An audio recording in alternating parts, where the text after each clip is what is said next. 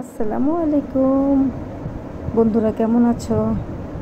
আজকে সকালে আমি সবার আগে উঠছি, কিন্তু আমি রান্না করিনি। সালে আব্বা সকালবেলা উঠে দেখি তারা ভাত বসেছে, তরকারি বসাই দিছে। আমি সকালে রান্না করি না, আমার উঠতে দেরি হয়।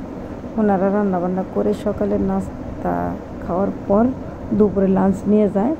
আজকে রান্না করছে গুঁড়া মাছ দিয়ে আলু বেগুন দিয়ে চচ্চড়ি, গুঁড়া মাছের চচ্চড়ি আমরা যেটাকে বলি।